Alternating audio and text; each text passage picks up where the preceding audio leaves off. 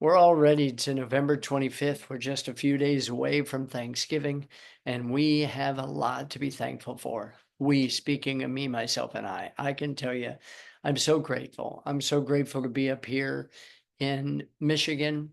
I'm thankful to have a roof over my head, a warm bed to sleep in, food for my belly, friendship, growth, maturity, because Lord knows I need it. He continues to keep expanding my horizons personally and allows me to go deeper and wider, and then to put it into application and things that he's teaching me that uh, all I can say is it comes straight from him. I'm so thankful for that. So thankful. You know, the purpose of these Zoom calls, and we've been doing them now for 4 years. And the reason we do them every Monday, Friday, and Shabbat is because, well, first of all, I was asked to do them. And we've learned so much. And every year we look at a different facet as we go through the Torah portion. One year I'll focus on one thing, and another year I'll focus on something else, because the depth within the Torah is so vast that you just can't. You could get bored if you just read the story, but if you look at the details, you can't get bored. And that's what I hope for this evening. I hope as we move forward into the Torah portion, Toldot, if I was spelling this for my notes, it'd be Toldot, Toldot, generations. These are the generations of Abraham, and it begins in Genesis chapter 25, verse 19. And it says, and these are the generations, Toldot. These are the generations of Isaac, Abraham's son. Abraham begat Isaac. Now, when we think of just begetting somebody, we just think, okay, the husband, the wife, they got together, they gave birth to a son. But that's not what this word beget means. Holid is the word that's being used here. It means Abraham caused this process to come forth. So here's a first thing that I want to focus on with you tonight in regards to prayer. If we go back just a couple of chapters and we look at Genesis chapter 18, and we see the section that takes place right before the destruction of Sodom and Gomorrah. In verse 16, it says, and the men rose up from there and looked towards Sodom, and Abraham went with them to bring them on the way. And the Lord said, shall I hide from Abraham the thing which I do, seeing that Abraham shall surely become a great and mighty nation, and all the nations of the earth shall be blessed in him? For I know him that he will command his children and his household after him. They shall keep the way of the Lord to do justice, judgment, that the Lord may bring upon Abraham that which he has spoken of him. When Abraham caused the birth of Isaac to come after 10 years of barrenness with Sarah. She was barren for 10 years. We know the story with Abraham and Hagar. And let me just introduce a thought. And this will be a very, very deep, deep thought, but I want to share it with you so that you can grab a hold of something. In chapter 24, when Isaac goes out into the field to meet his future bride, Rebecca, who he's never met before. He only knows that the father has sent his servant into the family of Abraham to find a bride for Isaac who would have specific characteristics. And she met the qualifications of those characteristics. That was who she was as a person. When she agrees to go and to be a part of this bridegroom connection, she gets on 10 camels, her and her nurse, and they go back and they go to meet Isaac. But Isaac is down in the South Country. He's down in the South Country, and you say, well, what's he doing there? So I'm going to flip over to chapter 24. And if you look, and I made mention of this morning in the study. So in chapter 24, specifically in verse 67, it says, this is when Isaac brings Rebekah into his mother's tent, and there he knows her and he loves her. Well, right before this, the scripture tells us in verse 62, and Isaac came from the way of Lahairoi, for he dwelt in the south country.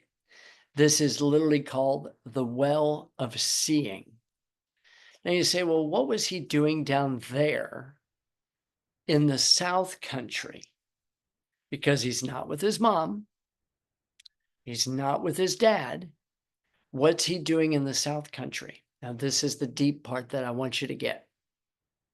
This is going to be very important for the bride of Christ. This is going to be very important for understanding what Yeshua, a picture of Isaac, is doing right now. So in the south country, where the well Lahairoi is, that's where Ishmael dwells. Ishmael dwells there.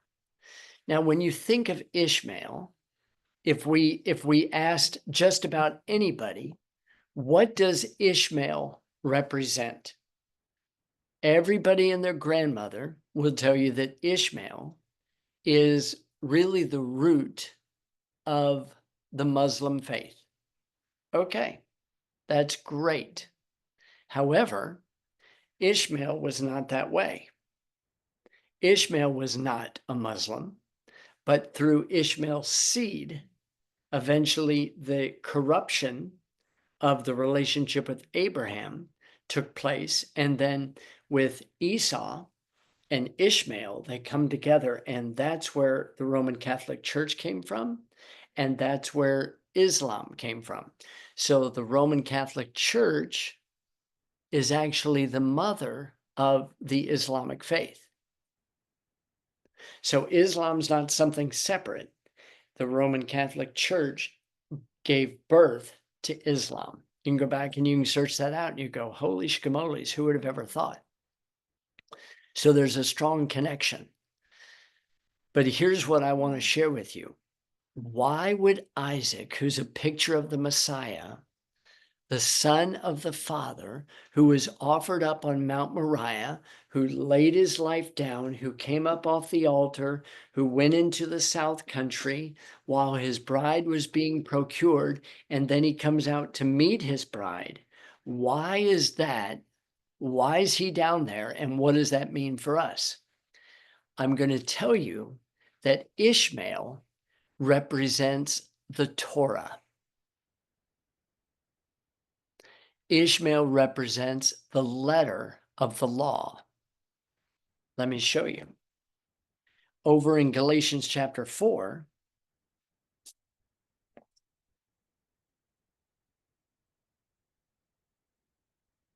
in verse 21, it says, tell me, you that desire to be under the law, do you not hear the law?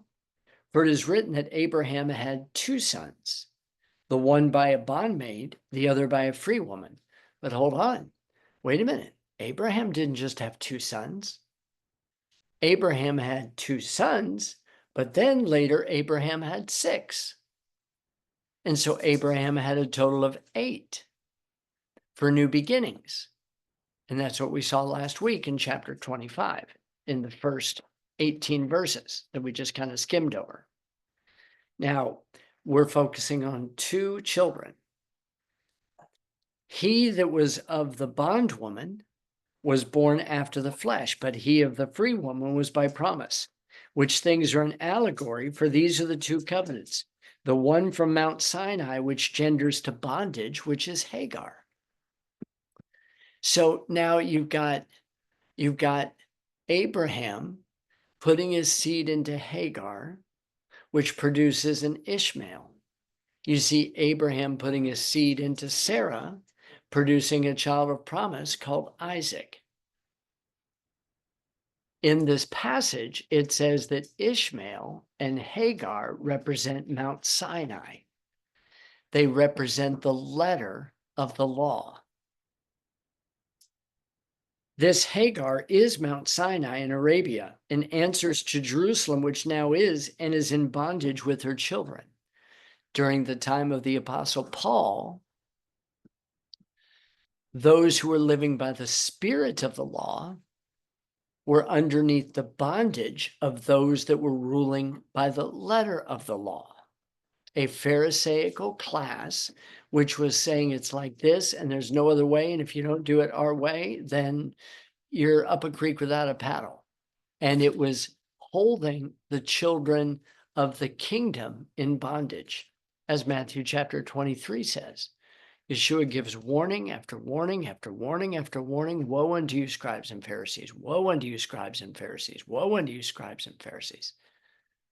Not only do you keep people, you're shutting up the kingdom of heaven in the presence of men. Not only are you keeping them from going in, you yourselves are not going to go in. Why?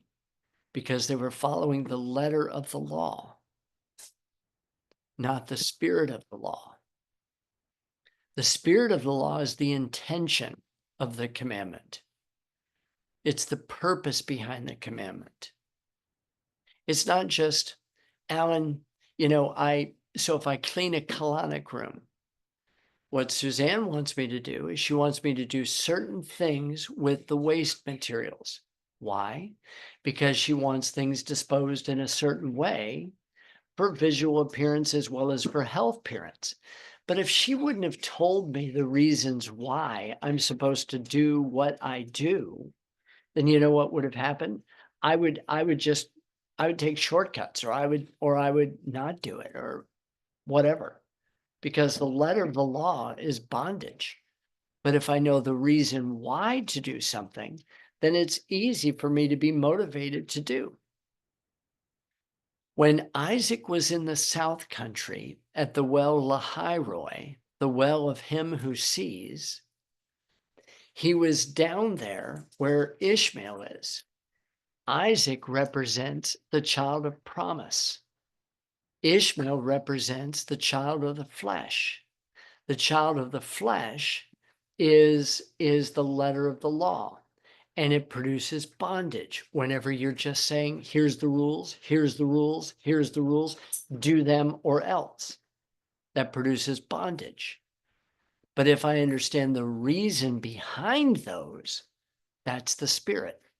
What was Isaac doing down in the well Lahairoi? He was unifying the spirit and the letter, so that when he was done with that task, he comes back to meet his bride. And this is one of the reasons why we do this Zoom call. There's all kinds of Torah teachers out there, and there are some fantastic ones. I mean, they are the bomb diggity. Our focus is not only to learn the Torah, but to learn the purpose behind the Torah so those two can be married. It's really, really important. And so he emphasizes in verse 26, but Jerusalem, which is above, is free, which is the mother of us all. And it goes on. So I wanted to tell you the reason why Isaac was down at the well Lahairoi, which is where Ishmael was, because his role before he comes back to get his bride is to take the people who are under the letter of the law, to merge them together in the spirit of the law, as Yeshua says in John chapter 4, the time has come and the time is now when those who worship him will worship him in spirit and in truth. The letter of the law is truth. The spirit of the law is the intention behind that truth. And when a person knows why to do something, they're much more likely to do it. But if a person doesn't know why they're doing something, then over a period of time, they're just going to leave it. They're going to forget about it. They're going to say, I don't really care anymore. So let's pick up in chapter 25, verse 19. These are the generations told out. And this evening, what I want to do is I want to give you a completely different picture in regards to prayer. There's a lot of things I pray about. First of all, I pray for each one of you every day. So I'm always praying about what you reveal to me. And if you haven't revealed something to me, then I pray through my study on behalf of you. And each day that I'm writing a new study for you, it's really based on my prayer for everybody that I'm praying for. And I'll say, Father, which direction do you want me to go? Type, type, type, type, type, type, type, type, type, type, type. And then hopefully it meets you where you're at, not only with the letter, but with the spirit and the application. That's always the goal. So in chapter 25, when it opens up with a section on prayer, the Lord impressed upon me, you know what? We need to give a different perspective on prayer, which frankly is hardly ever spoken of. So let me show you what I mean. These are the generations of Isaac, Abraham's son. So the connection between the father and the son and the offspring that comes from Isaac. Abraham begat Isaac. Okay. Holid, he caused, he affected it. He, because of his righteous living, he ended up producing this child, this promised seed. It took a long time. Sarah was barren for many, many years. Then she gave Hagar. Then there was 13 more years. Then finally came the birth of Isaac. Once Abraham and Sarah were no longer to do the hoochie coo PG-13 on their own. God had to intervene, as Romans chapter 4 clearly tells us that God waited for Abraham to be dead, not physically, dead romantically. When Eve herself could not be involved with any of the procreative activities because she was long past that point through menopause. The well was dry. So now when you pick up, I want you to notice verse 20. And this is where I want to draw your attention for the evening. And Isaac was 40 years old when he took Rebekah to wife. 40 in scripture is a number of testing and trial. So Isaac has been alive for 40 years. He's now been with his wife. He meets his wife at the age of 40. There's a lot of speculation as to what the time frame was when he was offered at Mount Moriah. Many will connect him with Yeshua at being at the age of 33, because he's a picture of Yeshua, the Father offering up the Son willingly laying his life down, the Son coming up off the altar, the Son ascending and not coming down the mountain, and then coming back for his bride when everything is completed. So now in chapter 20, Isaac was 40 years old when he took Rebekah to wife, the daughter of Bethuel, the Syrian of Padanaram, the sister to Laban, the Syrian. Now, there's a lot to be said there. You say, why in the world would he go through all of that emphasis to say, okay, the daughter of Bethuel, the Syrian of Padanaram, the sister to Laban, the Syrian? Why would he go through all of that information? Well, that's beyond our scope for tonight. But if I go back and I take a look at the meaning of each one of those words, I'll go, oh, now I see why God introduced all of those concepts. And this is what the purpose behind these studies are. It's not to give you all the answers, but to at least chum the water so that you can actually think about, oh man, I'd like to pursue that, figure that one out. So now he's married at the age of 40, but notice what he does in verse 21. And Isaac entreated the Lord for his wife because she was barren. Now, it's funny to me that Abraham and Sarah were barren, Isaac and Rebekah were barren, Jacob and Rachel were barren. And you would think for sure, since this is the promise of God, that they'd have no problems fulfilling the first commandment given to man, and that was to be fruitful and multiply. I mean, you would think that God would just have them being baby factories. So, this is something that I need to teach you tonight so that you can understand why things take so long.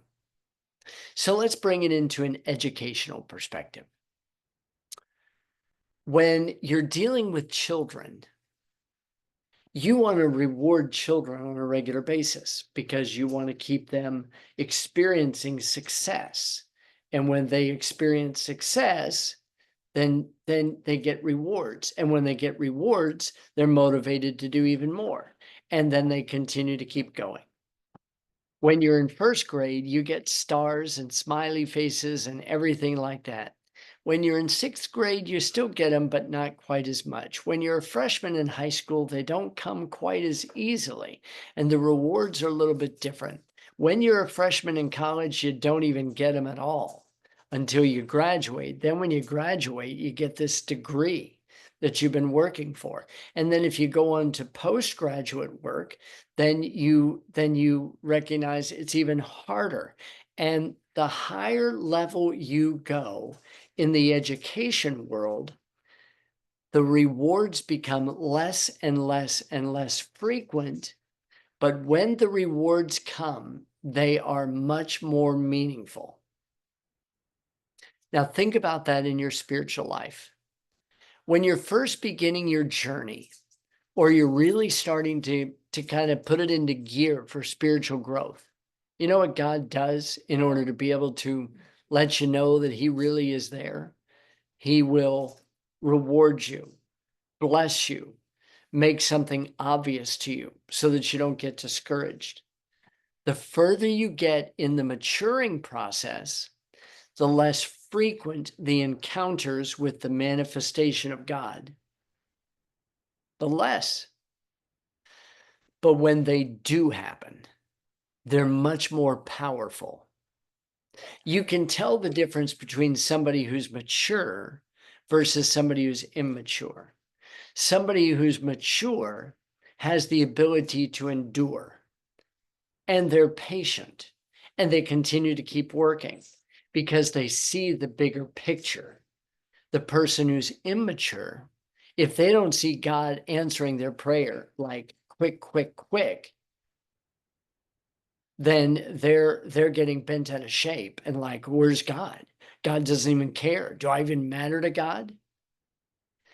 The delay in answer to prayer or seeing the hand of God work is not because God's not there.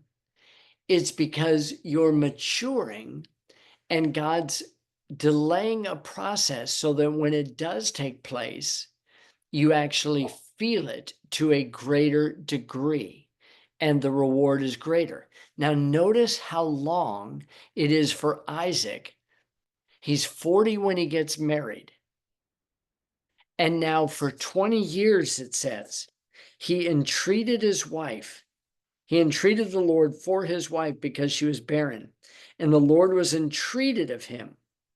And Rebekah, his wife, conceived. Now, you look at this and you go, that was there's a lot of time here, and we'll find out later that he was literally praying for 20 years. Why? Now listen really, really carefully with your heart open wide. This isn't about praying for you and your spouse to have a baby. This isn't about even you finding your spouse. I want to help you understand how to focus your prayers. Why was Isaac so bent on being diligent for 20 years in prayer? Because he knows the promise of the seed of Abraham. And he knows that through the seed of Abraham, there was supposed to be a nation that would come forth, that would actually be the nation that would bless all of the nations as they would bless Isaac, just as they blessed Abraham. So, what does this mean? My prayers should be like. My prayers should be focused on his kingdom and upon the nation and upon that group of people to be so numerous as the stars and as the sand that all of the nations would want to, that they watch the life of those individuals. And as a result of that, they're blessed by being grafted in. If my prayer life, mine, would be focused on seeking his kingdom first, on his will being done on earth as it is in heaven, if that will be my prayer life, God will take care of all the others. But what we oftentimes end up doing, we, speaking of me, myself, and I, we start praying about the things that are of the earth and the things that are of the earth and the things that are of the earth and the things that are of the earth. But Isaac wasn't praying for the things of the earth. He was praying for the things that take place on the earth that would be manifest through the heavens on the earth so people would be blessed. Now, the question for me is, do I have the endurance to be able to pray for something? Do I have the endurance to be able to live that? Because when Isaac is entreating the Lord for his wife, and it says, and the Lord was entreated of him, it's very interesting. So let me help you understand what this word entreated means. So literally what he's doing is he's begging, begging, begging, begging, begging. God, give us a baby. God, give us a baby. And I'll promise you, they were doing the hoochie coo PG-13. They were doing their part, but every month it'd be the menstrual cycle. Every month the menstrual cycle. You know to a degree what it feels like whenever you're discouraged because God's not answering the prayer the way that you think that it should be answered. But in the right time, then the Lord was entreated. Now that word entreated means to prevail. So what Isaac did through his consistency, his persistency, his faithfulness to his honey bunny, he prevailed. That's literally what it says. And the Lord prevailed of him. So the Lord said, you know what? That dude is doing it. He's gotten past elementary school, past junior high, past high school. This dude is in graduate school. He already knows what it's like to lay down his life. He already knows what it's like to trust somebody else to find his honey bunny. He already knows what it's like to come and to join his honey bunny in Sarah's tent. He knows all these different types of things, and you would think that God would have blessed them with children immediately, but 20 years. Now, let me emphasize something to you about prayer. Here's what hardly ever gets emphasized. Because we live in an instant coffee, instant hot chocolate, McDonald's, Burger King, have it your way mentality. Look at what happens. And the children, so she conceives. And when she conceives, you would think, now this is the mindset. You would think without a shadow of a doubt, you'd say, well, now she's pregnant, everything is going to be smooth as silk.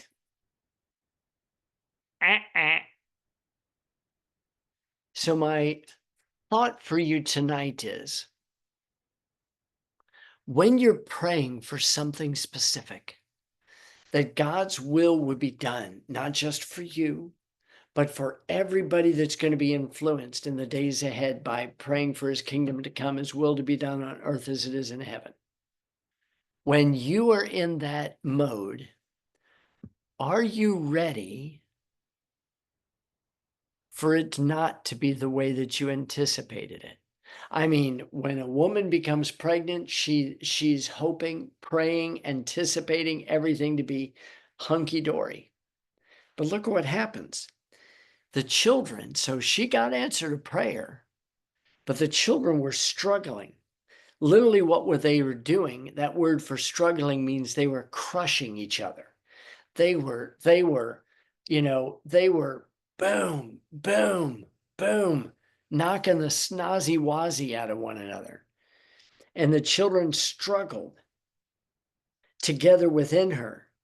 And she says, "Oh, my stars, if this is what 20 years of prayer has brought me, and this is going to be what this is like, submitting to God, being a part of his kingdom, being a part of his promises, if this is what it's going to be like, why am I this way?"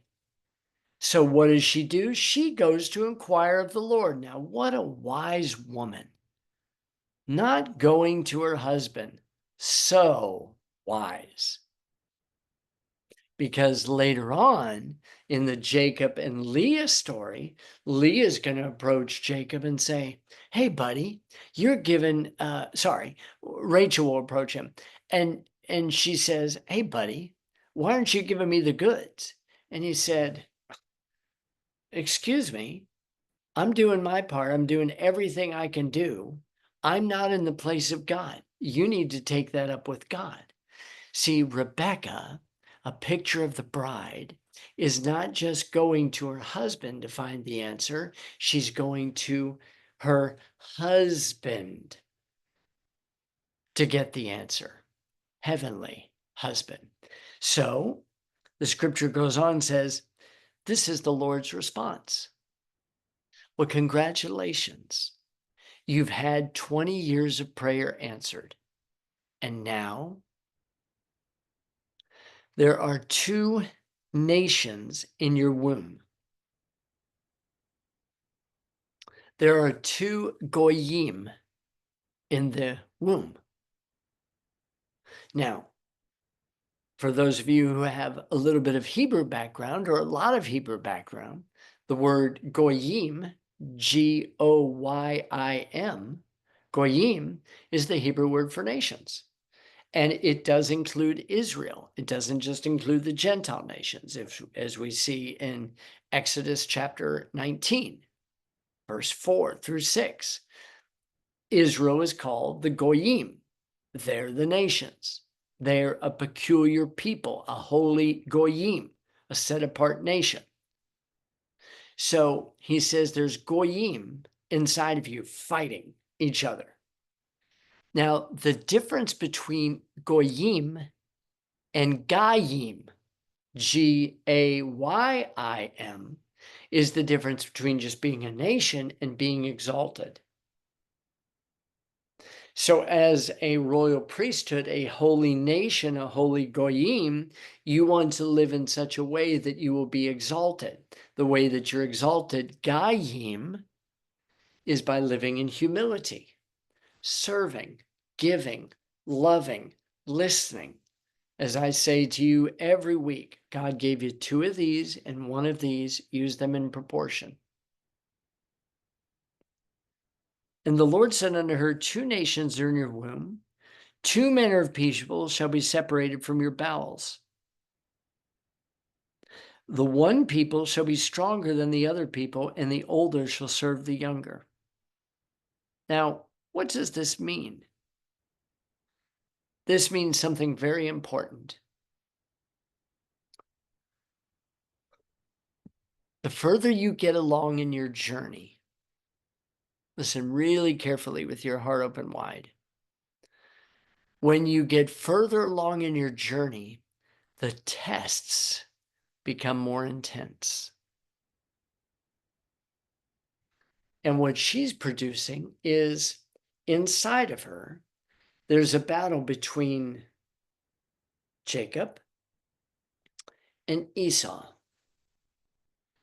Now, you've heard me say on at least a dozen occasions over the years, you've heard me emphasize that Esau comes out all red and hairy. He comes out like a full grown man. Now, what does that mean? In simplicity, and really listen with your heart open in the deepest way, and I need to tell you before I finish this statement, we all have Esau tendencies inside of us. Let me explain. When you think of Esau, besides being red and hairy, and there's a genetic propensity when you have two children inside that are fraternal twins and actually identical twins, and one gets all of the protein nourishment and the other one doesn't, then one will be all hairy and the other one will be smooth. And that was what would happen here. But when you think of Esau, and this is what I really want to drive home to you tonight, is this. When you think of Esau, you need to think of that quality and characteristic of a person who, when he's born, he's already full grown. In other words, there's no room for growth. What does that mean for me? Every day, this is no exaggeration, every day before I get time in the Word, I'm asking the Lord to speak to me. I need fresh manna. I need you to give me new insights for me. I need you because there's so much I don't know, and you need to continue to keep growing me. That's the opposite of Esau. Esau comes out full grown. It's the tendency that I have in my life to block off my ears, to block off my eyes, to not look for the grace of God in somebody's life, to not listen to the grace of God in somebody's life, to not watch God's work in someone's life, to not listen to their insights because I already know it all. That's the Esau tendency in me. And I've got it bigger than what I'd like to admit. On the other hand, the Jacob tendency inside of me is the smooth. It's the child who wants to grow and develop. It's the desire inside of me to want to know more, to spend more time in the tent. See, Esau is an individual who dwells in the field. He's a hunter. He's all about dominating. He's all about providing for his needs. He's all about this. But Jacob, on the other hand, he's a man of the tent. He's a man of study. Now, I want to tell you this so that you can think about your own prayer life and you can think you need Jacob and you need Esau in your life. Esau is the driving force. Esau is the I'm going to get it done. Esau is the I'm going to take action.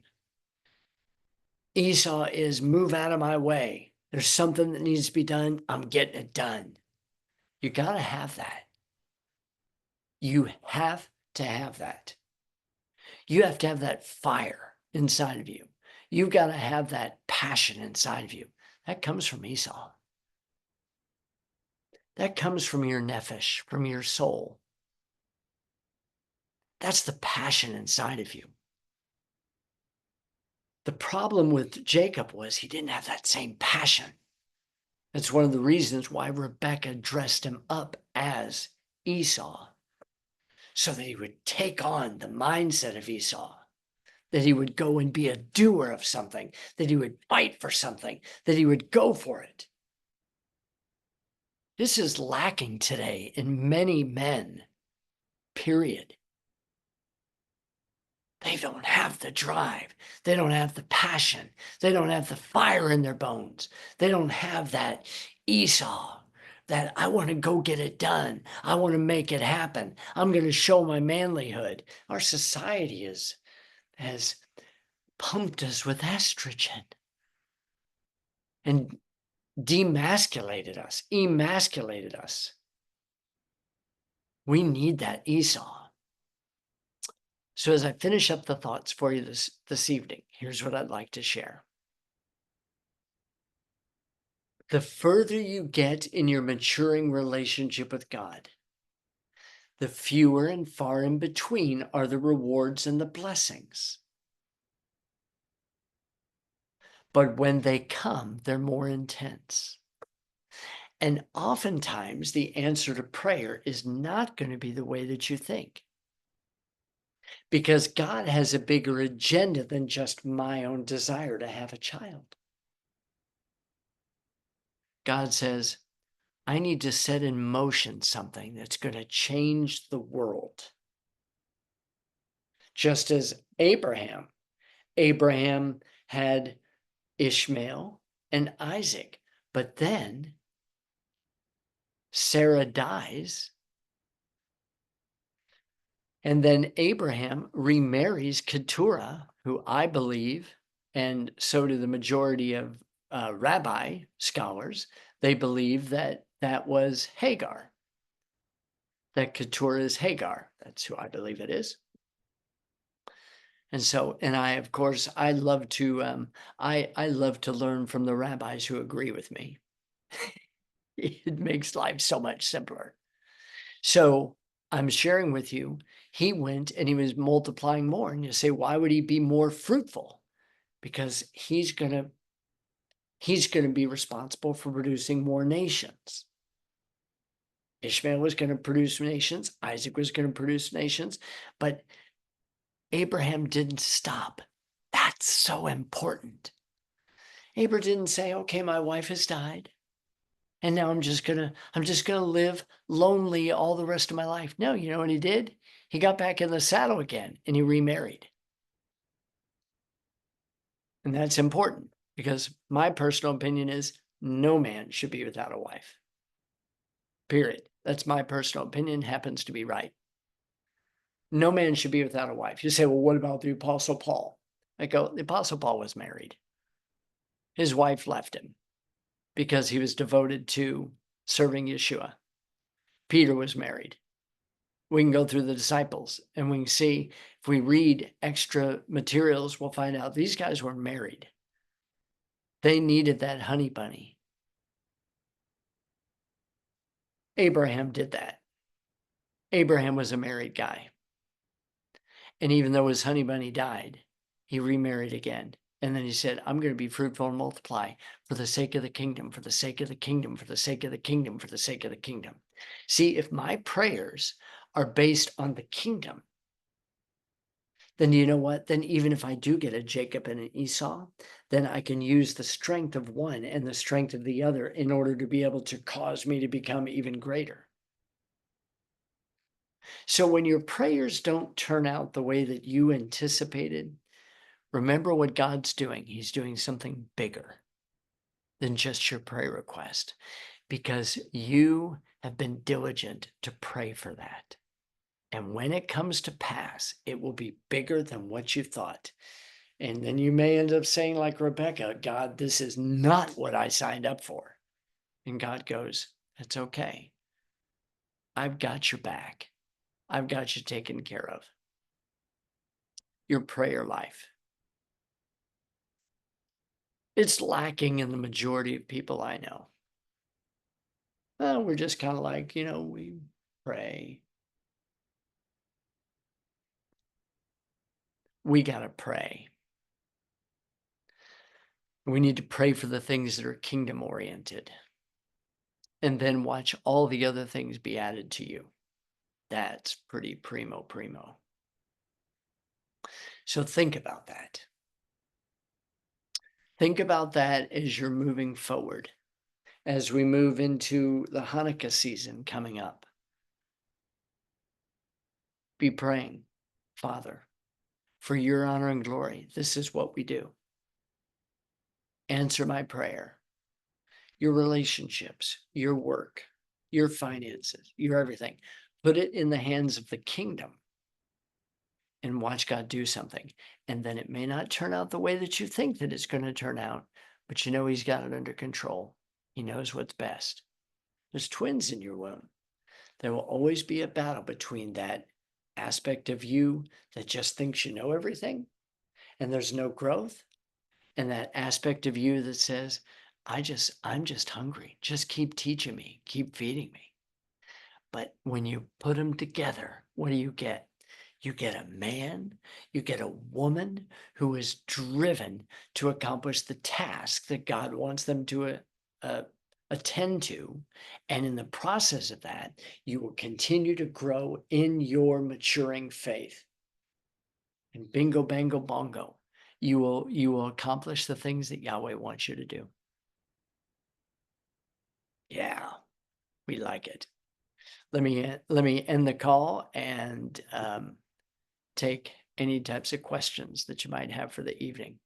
And happy early Thanksgiving and Shabbat Shalom.